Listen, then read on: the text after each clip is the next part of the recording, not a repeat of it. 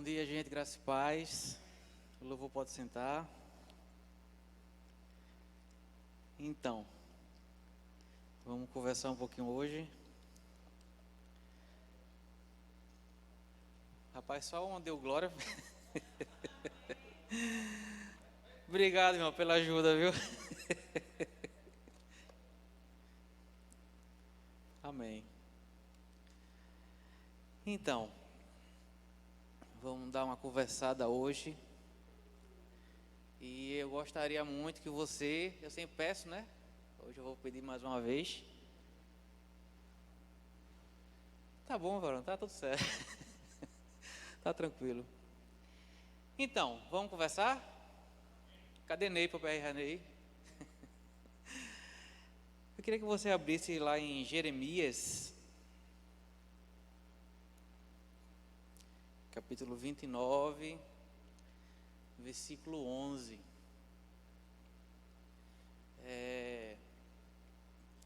Hoje eu quero ser bem pausado no que eu vou falar. E tudo que eu vou falar, a Ney tá ali, rapaz. Para mim ela tem ido lá fora. E o foco principal do que eu vou falar vai estar lá no finalzinho, tá certo? Mas não fica pensando no final, perdendo o começo não, tá? Mas a ideia é que no final você entenda exatamente o que eu quero falar, ok? Jeremias capítulo 29, versículo 11. Eu sei que você conhece esse texto e eu gostaria de ler com você. Diz assim, eu nunca pensei que ia estar lendo esses textos, né? Diz assim: porque somente eu conheço os planos que determinei a vosso respeito, declara o Senhor, planos de vos fazer prosperar, e não de vos causar dor e prejuízo, planos para vos dar esperança e um futuro melhor. Antes da gente continuar, né? Olha aí, ou você já escutou muito esse texto, ou você já leu muito esse texto, ou você já confessou muito esse texto. Se não, tudo ao mesmo tempo, né? Já se escutou muito, já se leu muito, e quando você vai, né, na sua oração, você usa esse texto para convencer a você mesmo, né, aquilo que Deus ele quer realizar na sua vida. Eu sei, existem pessoas que poderiam dizer assim, mas isso aí foi dito para o povo de Israel, isso foi dito para os judeus. E de fato, isso aqui foi dito para o povo de Israel. Porém, em Romanos capítulo 15, versículo 4, não precisa abrir, e em 1 Coríntios capítulo 10, versículo 11, diz que tudo que foi escrito no Velho Testamento foi escrito para o nosso ensinamento. E em Coríntios fala que foi escrito para a nossa advertência. A ideia é mais ou menos a seguinte que Paulo queria passar. Olha, o que foi escrito lá no passado, ela foi escrito para exemplo nosso. Então, as coisas que Deus fez no passado, os acontecimentos do passado, eles podem vir a ocorrer hoje de novo, não é? A gente tem que tomar como exemplo, é para o nosso ensino. Então, se Deus ele falou isso para o povo de Israel, com certeza, de forma individualizada, isso aqui também vale para a gente. Ok? Ok, gente? Ok. Versículo 12. Então me invocareis e chegareis a mim para orar, e eu vos darei toda a atenção. 13. Vós me buscareis e me encontrareis quando me buscardes de todo o coração. E a parte A do versículo 14. Então me deixarei ser encontrado por vós, assevera o Senhor, e vos conduzirei. Olha aí que maravilha, né? Que texto legal. Amém? Texto bom. Vocês estão rindo, não sei porquê, cara. Eu queria agora focar em algumas partes desse texto, não é? Vamos com calma, né? Eu sei que hoje, domingo de manhã, se transformou em culto de celebração, mas eu ensino. No versículo 11, o texto fala assim, Deus falando: somente eu conheço os planos que determinei. Veja que interessante. Deus está dizendo que somente Ele conhece o que Ele determinou, os planos que Deus determinou ao nosso respeito. Essa palavra plano aí, se você for olhar lá no hebraico, é a mesma palavra de pensamentos, né? Olha, somente eu sei o que eu penso sobre vocês. Isso é bem lógico, né? Se Deus está pensando, só Ele sabe. Não é lógico isso? Eu tenho certeza que você está pensando alguma coisa aí vinculada ao que eu estou falando, mas só você sabe. Ok? Mas Deus, Ele começa a saltar, né? De forma geral, o que é que Ele pensa. E o texto do versículo 11 fala que Ele tem pensamentos ou planos de fazer a gente prosperar. Olha aí que maravilha. Obrigado, Ju, pelo aleluia. Ele continua falando, ó, eu tenho um pensamento de não vos causar dor nem prejuízo. Obrigado, Ju, de novo.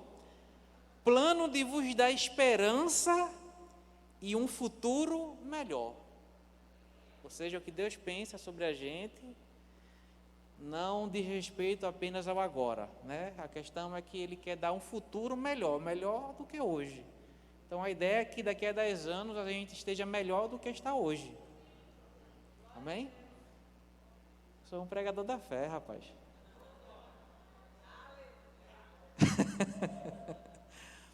Aí no versículo 12, que faz parte do contexto, né, do versículo 11, diz assim: então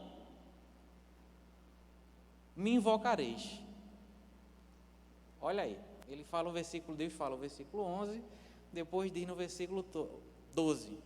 Então, é mais ou menos assim, ó, por causa do versículo 11, do que eu acabei de falar para vocês, então me invocareis, chegareis a mim para orar, e eu vos darei toda a atenção. E existe uma ligação, só por causa desse advérbiozinho aí, então, juntando o versículo 11 com o versículo 12. Olha, eu tenho pensamentos de paz para vocês, de vos fazer prosperar, de não causar dor nem prejuízo, de ter um futuro melhor. Então, por causa disso, vocês vão me invocar e chegareis a mim para orar, e eu vos darei toda a atenção. Amém, gente? No versículo 13 diz assim, ó, uma parte do versículo 13 que eu quero destacar, diz assim, ó, vós, isso ainda tem a ver com o versículo 11, viu? Não é versículos isolados, não. Tem a ver ainda com essa conversa que Deus está tendo com o povo de Israel. Vós me buscareis e me encontrareis, quando me buscareis de todo o coração. O versículo 13 diz assim, ó, vós me buscareis. É tipo assim, ó, o interesse disso aqui é de vocês, viu? E me encontrareis quando me buscardes de todo o coração. Essa palavra, essa expressão de todo o coração, eu vou voltar ela lá no final da pregação, tá bom? E no versículo 14 diz, uma parte só, e vos conduzirei. Pensa comigo. No versículo 11, Deus fala que tem planos, tem pensamentos para eles, para nós também, né? De nos fazer prosperar, nos fazer bem, um bom futuro, um futuro melhor, um futuro sem prejuízo. Mas vocês vão me buscar, tá? Vocês vão, né, se achegar a mim, vão orar. Aí quando se junta o que Deus falou que quer fazer sobre nós, com o então do versículo 12, ó, então vocês vão me buscar, vocês vão se achegar a mim. Aí tem o versículo 14, e eu vos conduzirei. Deus fala a parte dele, Deus fala qual é a nossa parte e depois fala, agora a gente vai junto. Agora eu vou conduzir vocês. Eu já disse quais são os meus pensamentos. Eu já falei o que vocês têm que fazer para que eu consiga fazer o que eu penso. E agora a gente vai junto, porque eu vou conduzir vocês. Amém, gente? Eu não posso usar o versículo 11 sem considerar o 12, o 13 e o 14. Porque senão o versículo 11 não funciona. Vamos ver um exemplo? Bora ver, gente? Para mim não queria ver, aí ia ver de todo jeito. Veio porque quis, né? Abra lá em Josué, capítulo 1. Josué, capítulo 1.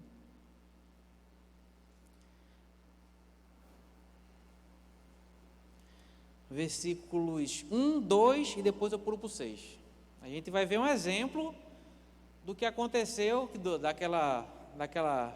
daquele texto de Jeremias, aqui em Josué. Diz assim, versículo 1, versículo 2, depois a gente pula para o versículo 2. Logo após a morte de Moisés, servo do Senhor, falou o Eterno a Josué, filho de Num, ministro de Moisés, e ordenou-lhe. Antes de ler o 2, qual era a situação aqui quando Deus foi falar com Josué? Né?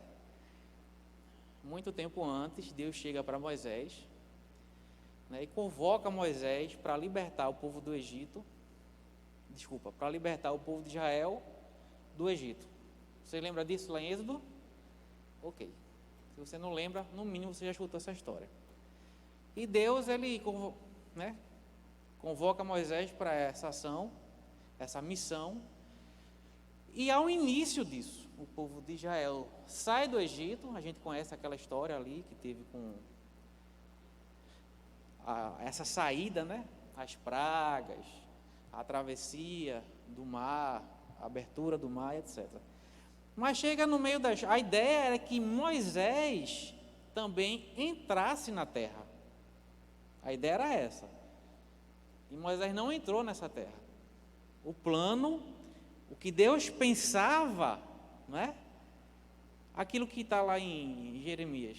Olha, os pensamentos que eu tenho para vocês, para o povo de Israel naquela época, o que Deus queria era o quê? O meu plano é tirar vocês do Egito e levar vocês para uma terra prometida, aonde mana leite e mel.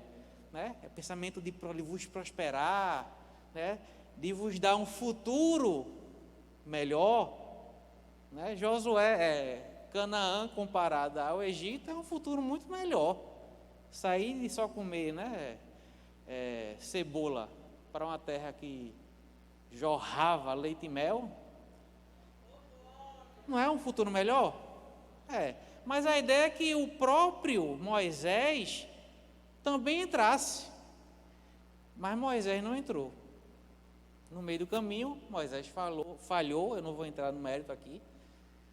E quando Deus chega aqui e vai falar com Josué, e em detalhe, a gente sabe que aqui já era, tirando Josué, já era uma outra geração do povo de Israel, porque a geração mesma que saiu do Egito, os adultos, tudinho ficou no deserto, por causa de incredulidade e murmuração. Você lembra disso também? Então estava Josué aqui e uma geração que tinha crescido, né, que tinha nascido depois disso. E Deus chega para o Josué, mas também, a gente vai ver que também Deus estava se referindo, falando com o povo de Israel. Deus chega para Josué, para o povo de Israel, e talvez eles estivessem assim, mas rapaz, e agora? Moisés, que era o responsável para nos levar para Canaã, morreu, ou foi levado, ou sumiu, ou foi para o monte, sei lá, não quis descer mais, enfim, Moisés não estava mais ali, e era a missão de Moisés. Amém, gente? Aí Deus chega para Josué, no versículo 2 do capítulo 1. E Deus fala assim para Josué: Moisés, meu servo, morreu. O que Deus que estava querendo dizer aqui para Josué foi: Josué, não vai adiantar lamentar agora. O plano, ele vai continuar com ou sem Moisés.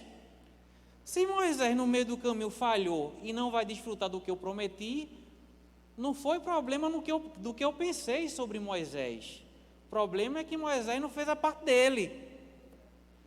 Mas ainda tem você e tem o restante do povo. O plano não parou. Os meus pensamentos não parou. Não se cumpriu para a pessoa de Moisés, mas o meu plano não era só para Moisés. Era para você, Josué. Ainda tem o povo que precisa entrar em Canaã. E Deus falou: Moisés morreu. Eu vou fazer aqui o que muitos pregadores gostam de falar, né, de fazer essas comparações. Eu não sei qual foi o Moisés que morreu na sua vida, mas o negócio não parou. E não vai adiantar ficar olhando para Moisés. Não vai adiantar ficar: cadê Moisés? Eu só vou com Moisés. Moisés morreu.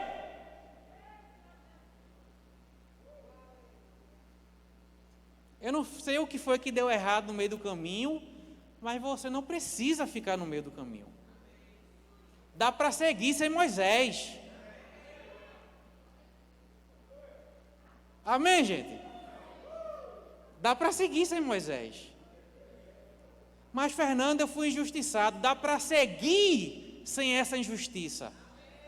Mas ninguém reconhece. Dá para seguir sem reconhecimento. Mas você não sabe qual foi a família que eu nasci. Dá para seguir sem a sua família. Eu não estou falando para você deixar a sua família para trás, não, tá? Mas erros de nossa família, né, aprendizados errados que a gente teve na nossa família, não precisa seguir a gente. Deixa isso para trás. Dá para seguir sem isso. Dá para seguir sem se vitimizar.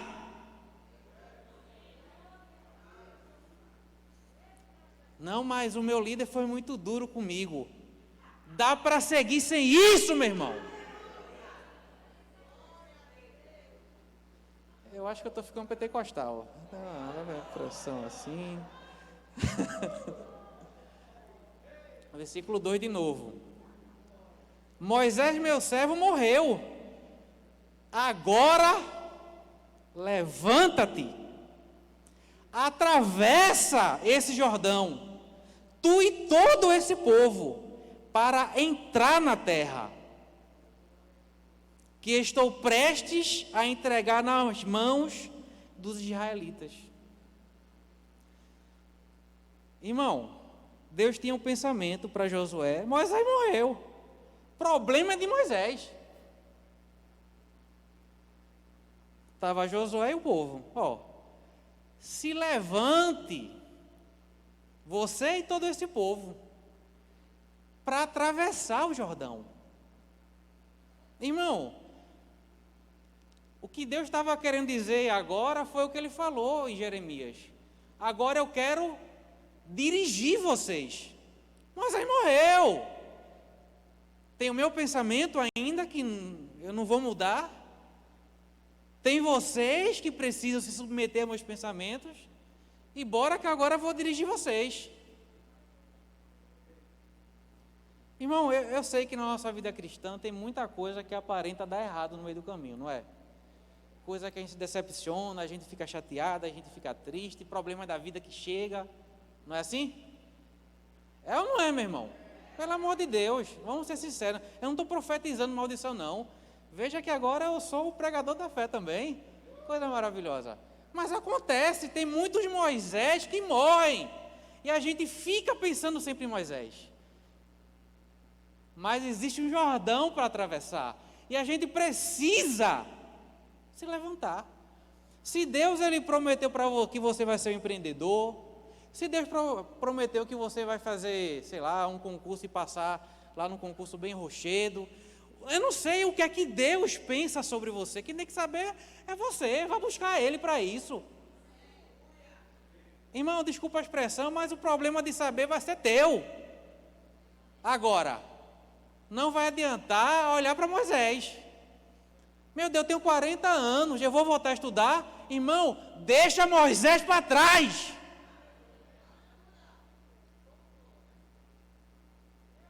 Está entendendo, gente?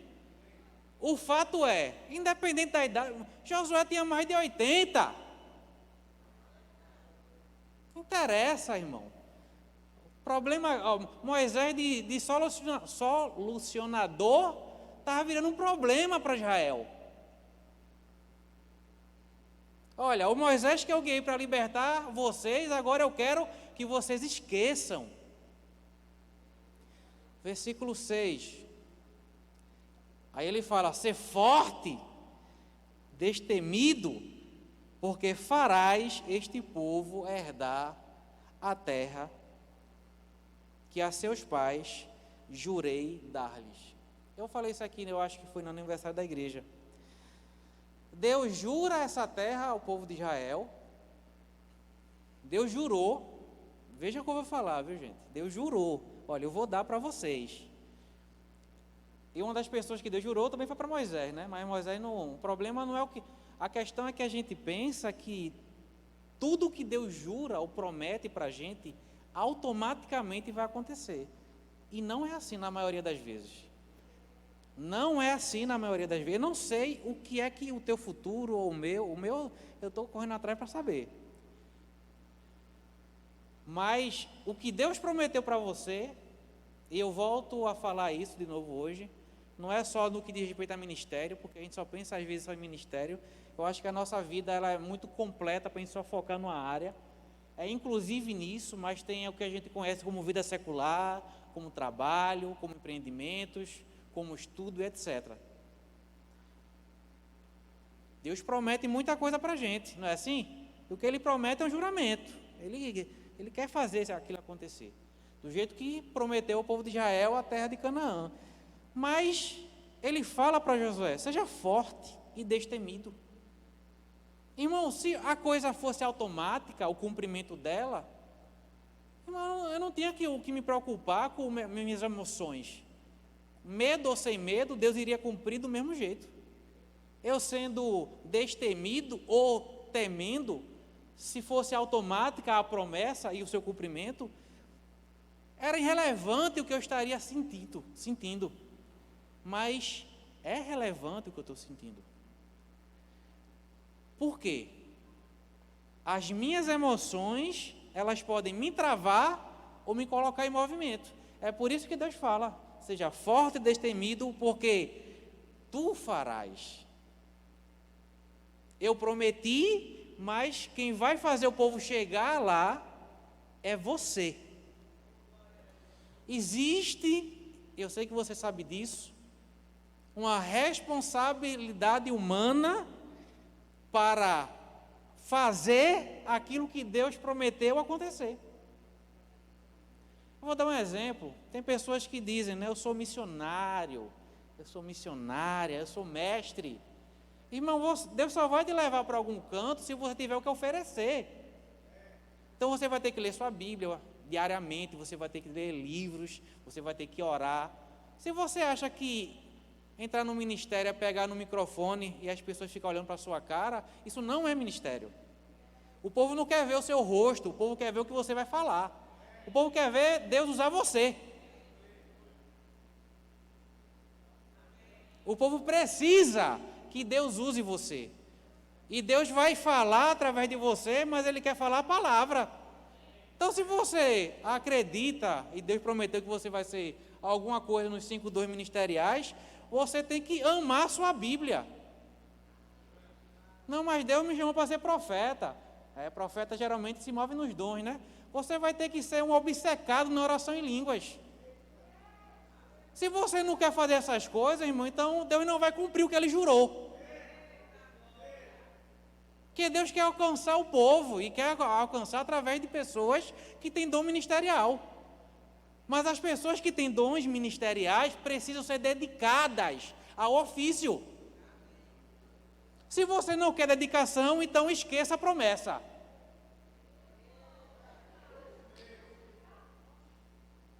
Se Deus lhe chamou para ser um empreendedor, irmão, vá aprender sobre isso. Vá aprender sobre o mercado, né?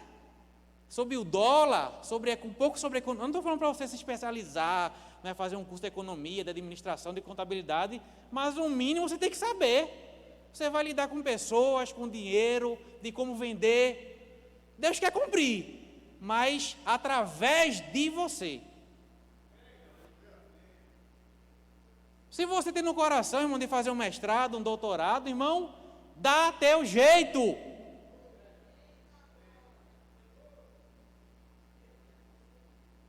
Amém, meu irmão? Deus quer fazer isso, mas com a tua participação. Moisés morto, se for muito acalentado, vai atrapalhar. Amém, gente? Que maravilha, né? Lá em Lucas, eu também li isso, eu vou ler de novo, capítulo 11, versículo 9, isso aqui quem falou foi Jesus. Ele falou assim: portanto vos asseguro, pede e vos será concedido, buscai e encontrareis, batei e a porta será aberta. Jesus jogou para a gente 3 coisas aqui: pede, busca e bate. Irmão, Deus prometeu para você, pede, busca e bate. Ah, Deus prometeu, então pede, busca e bate. É a nossa parte. É a nossa parte. Provérbios 16:13 diz assim: confia, na versão ARC, ao Senhor as tuas obras, e os teus pensamentos serão estabelecidos. Na versão NVT fala: confia ao Senhor tudo que você faz. Não é confia no Senhor, é confia ao Senhor tudo que você faz. Você confia a Deus o que você faz. Você consegue entender isso aqui, gente? Que você confia ao Senhor o que você faz. Não é o que você não faz. Participação humana.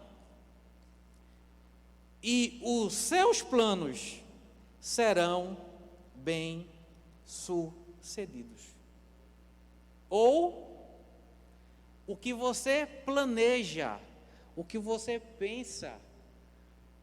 Planejar, pegar um papel, uma caneta e provisionar o que é que você quer para a sua vida. Daqui a 5 anos, onde é que você quer chegar?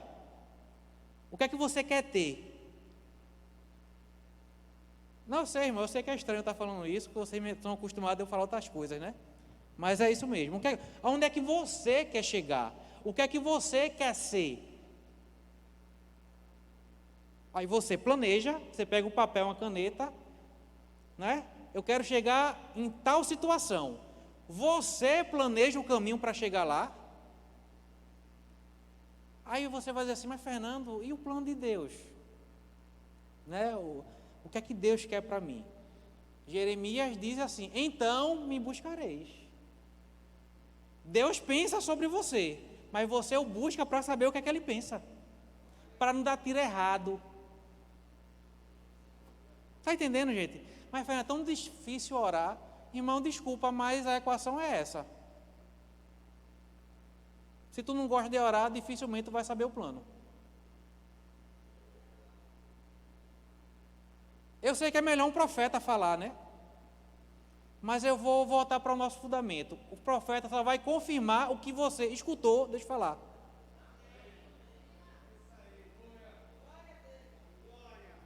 Está entendendo, gente? Eu vou dar um exemplo para você. Veio um profeta falar para mim que eu ia ter 2 filhos. Não, eu não vou ter 2 filhos. Porque eu já sei que eu não vou ter 2 filhos. Amém, gente? oro pelo profeta, mas rejeito o que o profeta falou. Eu tenho esse direito. Eu não vou ter 2 filhos. Não faz parte do que Deus tem para mim. Você precisa saber, irmão, para onde você está indo. Para que qualquer pessoa não desvie você do caminho. Amém, gente? Sempre será melhor consultar a Deus do que um profeta. Sempre. Eu sei que é bom escutar um mestre, mas nunca a gente pode substituir o mestre pela Bíblia. Amém, gente? Então a gente precisa saber para onde está indo. Mas, Fernando, se no meio do caminho eu pegar uma situação que não é, eu dei esse exemplo, eu vou dar de novo. Eu estava trabalhando e eu resolvi uma situação em Nova Descoberta, em um dos altos que tem por ali. E a gente colocou o GPS para levar a gente até o local. Quando eu cheguei na subida, né, eu lembrei que eu já tinha tentado subir naquele local. E lá no final tem um buraco enorme. E na primeira vez que eu tentei, eu já sabia para onde eu iria. Eu já sabia para onde eu iria. E na primeira vez que eu tentei subir, eu precisei reduzir o carro, a viatura, por causa do buraco. E quando eu tentei passar o buraco, o carro perdeu a força para continuar subindo. E a ladeira era muito inclinada. Aí eu precisei voltar de ré, bem devagarzinho.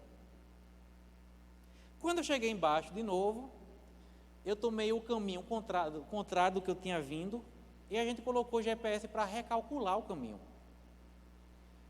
E ele nos levou por outro local mais adequado para chegar lá. O caminho eu já sei. A gente tem que saber para onde está indo. Se preciso for, a gente recalcula. Mas é melhor recalcular do que não saber para onde está indo. É melhor pegar um caminho e depois ter que voltar e pegar outro para chegar aonde a gente sabe que tem que chegar, para o local que a gente sabe que está indo, do que não chegar a lugar nenhum. Porque quando você não sabe para onde vai, qualquer caminho leva, ou você não vai ter nem coragem de ir pegar caminho. Amém, gente? Confia ao Senhor tudo o que você faz, e os seus planos serão bem-sucedidos. E eu queria voltar agora para Jeremias, que agora para mim isso é o mais importante daquilo que a gente vai conversar agora de manhã. Jeremias capítulo 29. Eu vou ler mais uma vez, não é? Sem problema nenhum. Versículo 11 diz assim: porque somente eu conheço os planos que determinei a vosso respeito, declara o Senhor, plano de vos fazer prosperar e não vos causar dor e prejuízo, plano para vos dar esperança e um futuro melhor. Então me invocareis e chegareis a mim para orar, e eu vos darei toda a atenção. Vós me buscareis e me encontrareis quando me buscardes de todo o coração. Normalmente a parte me buscar de todo o coração, ela é ofuscada, porque o nosso interesse está mais nas palavras: vos farei prosperar, pensamentos de paz, um bom futuro, não vou trazer prejuízo. A gente tende a pensar o que melhor nos interessa dentro de um texto, aquilo que para a gente chama mais atenção. Mas a parte principal do texto é de todo o coração. Eu vou mostrar o porquê essa é a parte principal do texto. Eu tenho esses pensamentos sobre vocês, então vocês vão me buscar. Vocês vão vir a mim orar, vocês vão se chegar a mim, eu vou dar toda a atenção de vocês, mas quando vir me buscar, de todo o coração. Se é de todo o coração, é porque é possível ter essa busca sem o coração todo estar envolvido. Fernando, isso vai comprometer o quê? Isso vai comprometer tudo. Eu vou dar um exemplo para vocês e vou explicar com o texto bíblico. Você já viu alguém prosperar, chegar acabado na igreja? Sua família, financeiramente. Deus prospera, Deus ajuda a família, e depois você percebeu que essa pessoa sumiu e se desviou.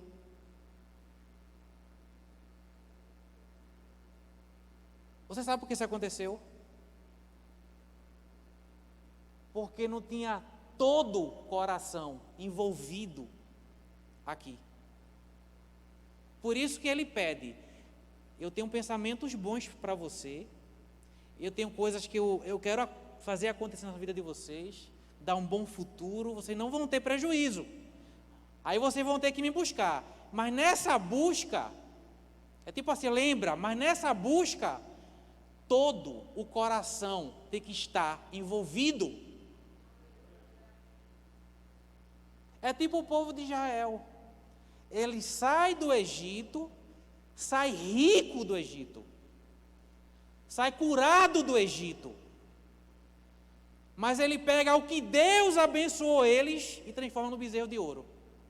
Por quê? Saiu do Egito, mas o coração não era todo envolvido com Deus.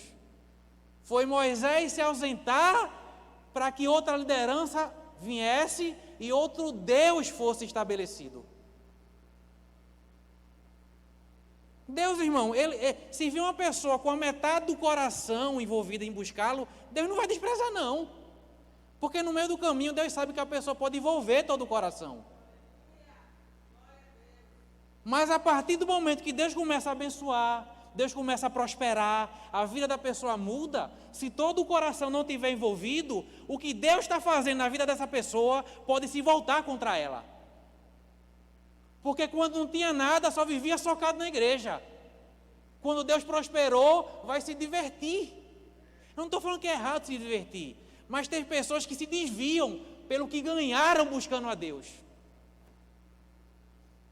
Na hora do sofrimento, buscaram a Deus, mas o coração não estava todo envolvido. Porque quando o coração está todo envolvido, a gente separa o que Deus me deu do Deus que deu. E a pessoa não vai fazer a bênção virar o seu Deus. O dinheiro que ela ganha vai ser para melhorar a sua vida espiritual, para potencializar a sua vida espiritual. Porque todo o coração está envolvido.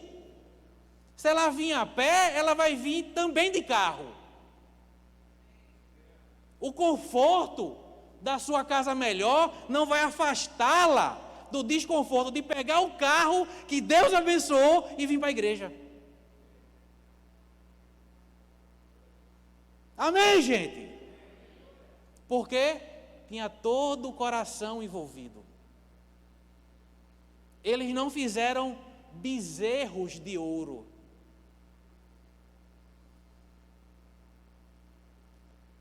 Agora sou mais eu, né, na pregação. Mas você entende, gente? Deus é mais importante do que o plano que Ele tem para você.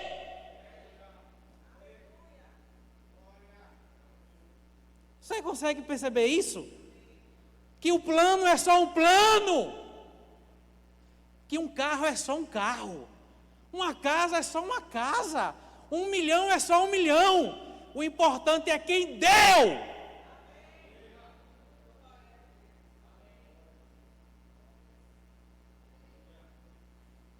A pessoa não tinha nada. Aí Deus prospera.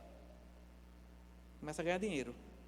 Todo final de semana esquece a igreja para poder viajar e se divertir. Isso é um bezerro de ouro. Não, mas se eu não vim para a igreja, eu não vou ser salvo. Não é questão de salvação apenas, gente. É questão do coração. Todo final de semana está se divertindo. Não, a desculpa é: a minha família é mais importante e nunca mais aparece na igreja. É simples, vem com tua família para a igreja.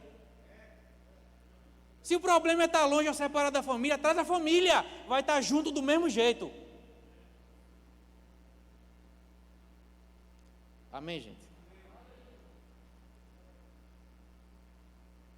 Ainda tenho 20 minutos.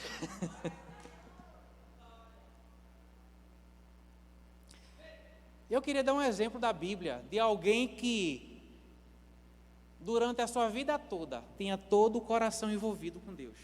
Chegou um momento que já não estava mais todo o envolvimento do coração. E o que foi que aconteceu com essa pessoa? Você quer saber quem foi? Tem certeza? Irmãos, tem gente que às vezes imagina que eu sou contra a prosperidade, que eu sou contra a cura, contra carro, contra a casa. Gente, só pode dizer que dinheiro é ruim quem nunca teve. Ele não sabe o padrão. Dinheiro é bom. O ruim a gente sabe que é o amor ao dinheiro. Mas dinheiro é bom. Ter um carro é bom, meu Deus, como eu sei que um carro é bom, gente. Eu passei anos da minha vida, eu e Sandra, indo para a Vila Popular de Sítio Novo, a pé para a Vila Popular. Às vezes indo e vindo. Indo de bicicleta. Eu passei 2 anos e meio trabalhando como serviços gerais em Vila Popular. E todos os dias, de domingo a domingo, eu ia e voltava a pé praticamente. Como é bom um carro, gente. Eu pisquei e estou em casa. Que coisa maravilhosa. Eu sei que uma casa é boa, gente. Meu Deus, se eu for olhar para o passado e olhar para agora, eu sou milionário. Deus fez tanta coisa na minha vida. Eu sou milionário, se eu for olhar para o passado e para o meu presente. Eu sei que essas coisas são boas. Eu sei que é. Mas nunca será o principal. Nunca será. Eu posso daqui para frente e acontecer de eu ter um apartamento na beira-mar, lá de Boa Viagem. É só um apartamento. É só isso. E mais nada. Eu preciso dar importância àquilo que é importante, gente. Só para um parêntese aqui. Só um.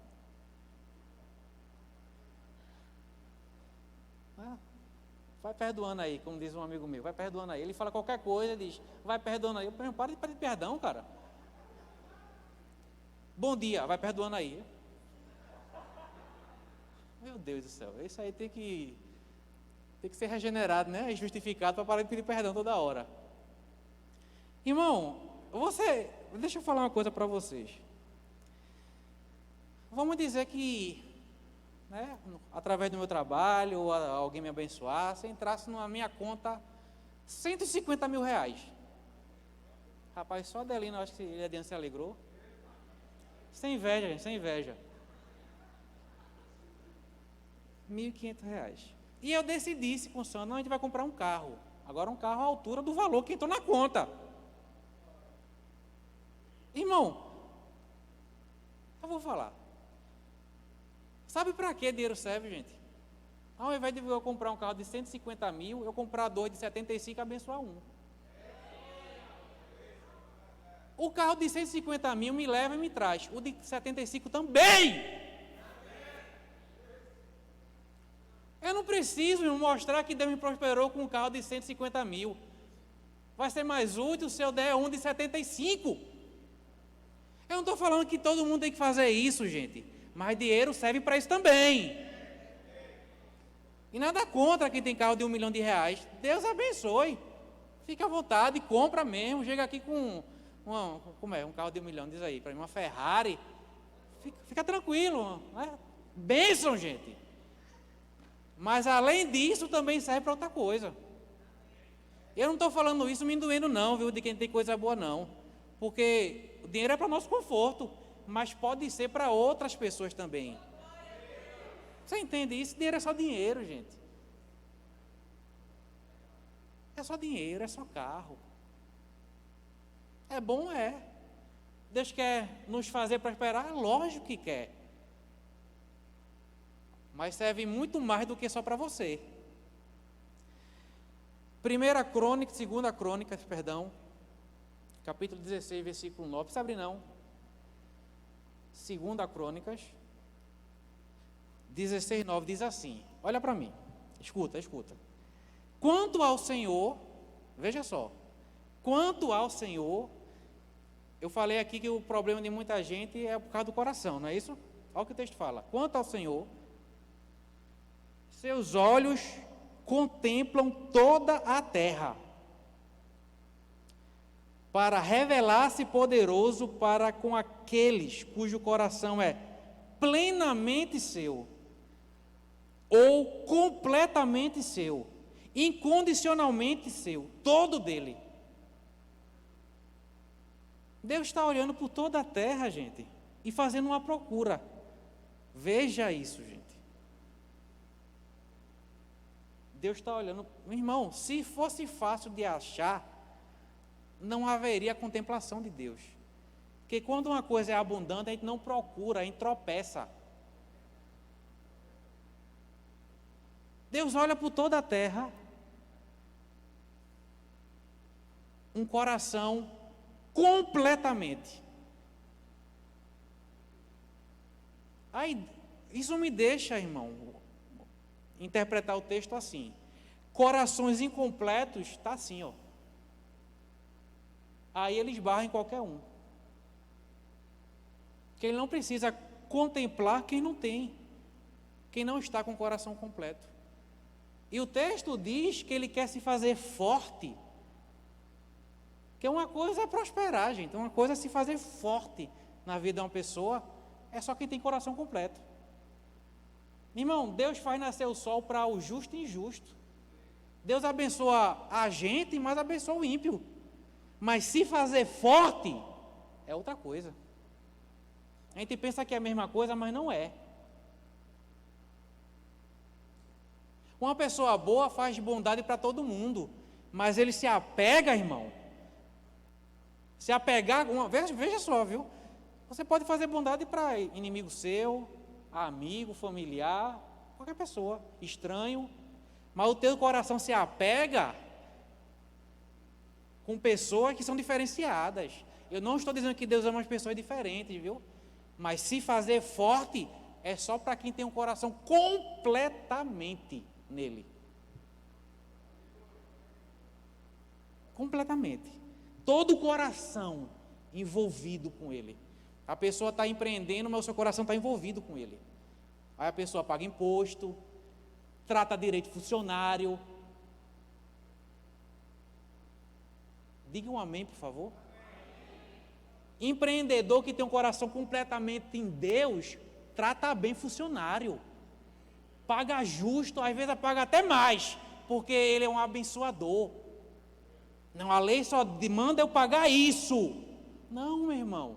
Quem tem um coração completo em Deus, faz mais. Porque ele entende que honra quem está em cima, mas honra quem está embaixo. Por que quem está embaixo não pode ser abençoado? Porque a gente só honra quem está em cima. A impressão que dá é que tem interesse envolvido nisso, gente.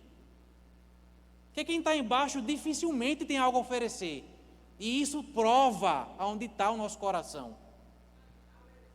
A lei diz o mínimo para pagar, mas você pode fazer mais.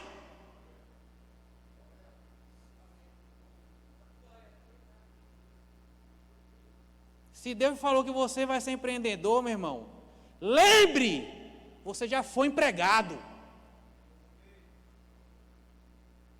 Você não precisa fazer só o que a lei lhe exige. Você pode fazer mais para abençoar as pessoas.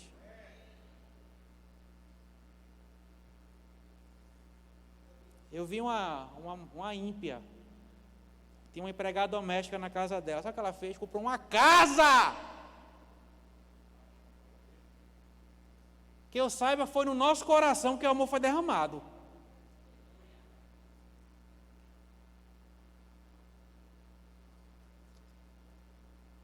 Estou voltando ao normal.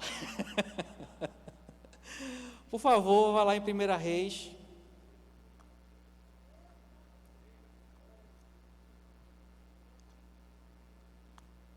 Capítulo 11. Eu vou encerrar com isso. Amém, gente? Pensamentos de paz. Lembra de você que é empreendedor, que vai ter muitas empresas, que vai ser milionário. Lembra aí. Lembre de mim lá na frente, tá? Do jeito que Deus tem um plano de prosperar você, Deus tem um plano de prosperar o seu empregado. E Deus quer usar você. O que faz bem para você financeiramente, faz para o seu empregado. Se o carro é bom para você, se você tiver saúde financeira para isso, faz alguma besteirinha.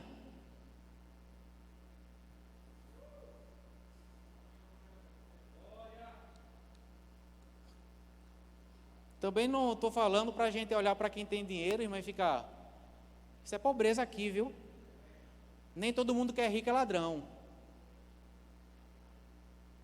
A gente fica naquela vitimização, né? Aqui não é movimento social, tá? Para botar pessoas contra pessoas. Eu estou falando quando você chegar lá, lembra de onde você saiu. E tem pessoas que estão saindo de onde você saiu. Ajude. Paga lá uma faculdade para o teu empregado, curso técnico, está vindo a pé, dá uma bicicleta, sobrou dinheiro, compra uma moto. Amém, gente? Não, ele vai sair da empresa, o problema é dele. A questão é que isso vai causar em você. 1 Reis 11. Não planejei essa parte, tá? Deixa eu beber água que esquentou aqui, rapaz.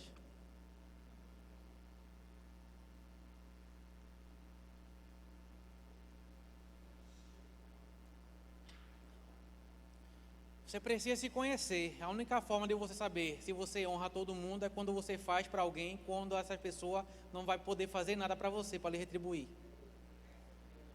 Amém, gente?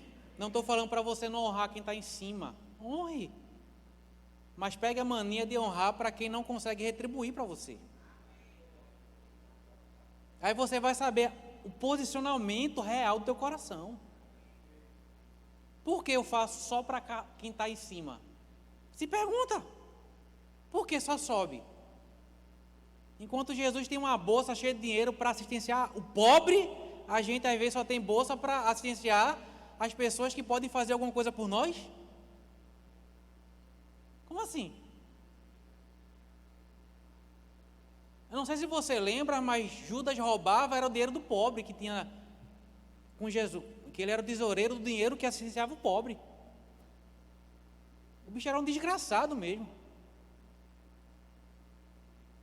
E Jesus ainda falou, quando aquela mulher foi, né, derramar aquele perfume, Jesus, não, deixa ela fazer, honra quem está em cima. Mas Jesus depois falou, o pobre está sempre com vocês. Tipo assim, ó, vai lá, Judas, vai lá, tu está aí com a bolsa, desenrola. Mas para você não ficar triste, 1 Reis, capítulo 11. Eu vou ler todo, tá? Eu vou ler tudo. Versículo 1. Além da filha de Faraó, o rei Salomão amou muitas mulheres estrangeiras, moabitas, amonitas, edomitas, sidônias e etéias. Versículo 2. Todas pertencentes a outras nações, sobre as quais o Senhor ordenara expressamente aos filhos de Israel. Vós não entrareis em contato com eles, e eles não entrarão em contato convosco, pois certamente no dia em que isso ocorrer, desviarão o vosso coração para seguir os seus deuses e divindades. Contudo, Salomão, irmão, Salomão foi o rei mais sábio de Israel. Né? O que Davi queria fazer, ele fez, construir um templo ao Senhor. Salomão era extrema. Pelo fato dele ser rei, ele já era rico. Mas assim, ele era o excesso. Ele foi orar a Deus e Deus perguntou para ele, você quer o quê? Eu quero sabedoria. Aí Deus, só porque tu pediu sabedoria, eu vou abrir aqui a janela e tu vai ficar podre, entre aspas, de rico. Tu vai ser o cara do ouro. Só porque tu quis sabedoria. E o cara fez tudo certo, gente. O cara foi, durante a vida toda, o coração dele estava todo envolvido com Deus. A gente vê isso pela oração do começo do seu reinado. Você quer o quê? Quer sabedoria. Eu digo, caramba, meu. Tanta coisa para pedir, tanto negócio para pedir. Mas quando chegou no final, veja o que o texto fala, versículo 3. Ele teve 700 esposas, princesas e 300 concubinas. E suas mulheres o levaram a afastar o seu coração do caminho de Deus. 4. E à medida que Salomão ia se tornando idoso, suas mulheres o influenciaram decisivamente a seguir seus deuses e divindades. Escuta essa aqui. E o coração de Salomão já não era totalmente dedicado ao Senhor. É a mesma palavra hebraica lá de Jeremias.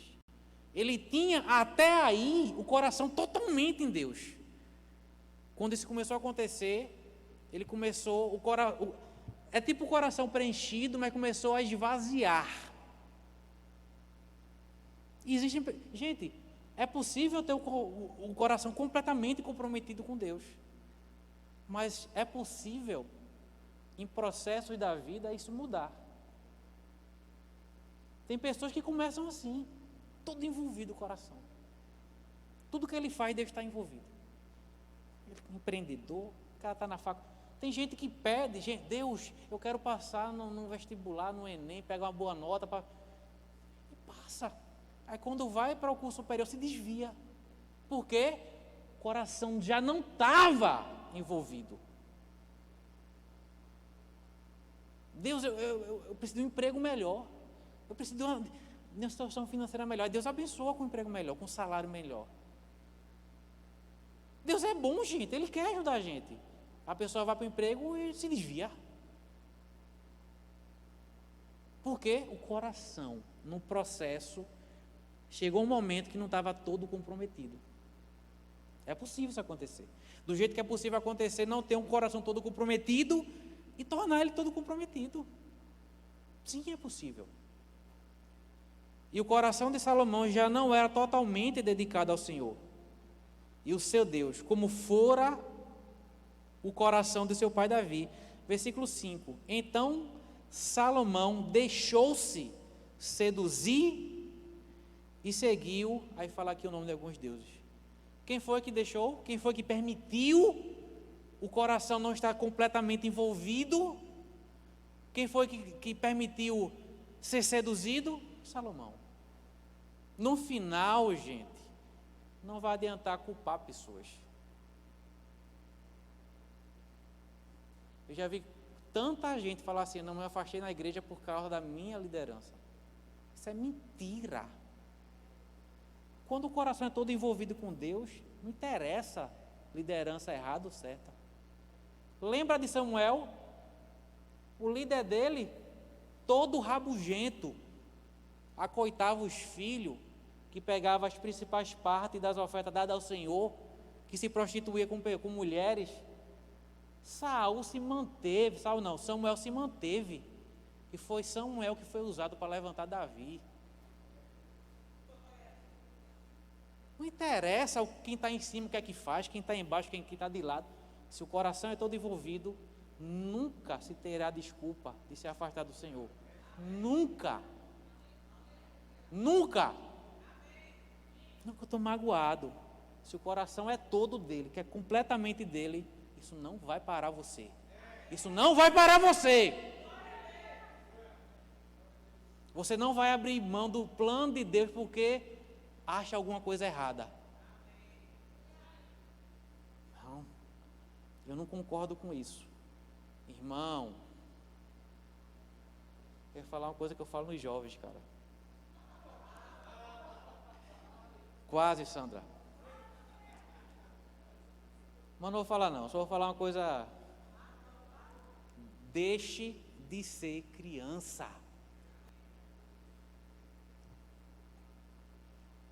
Deixa de...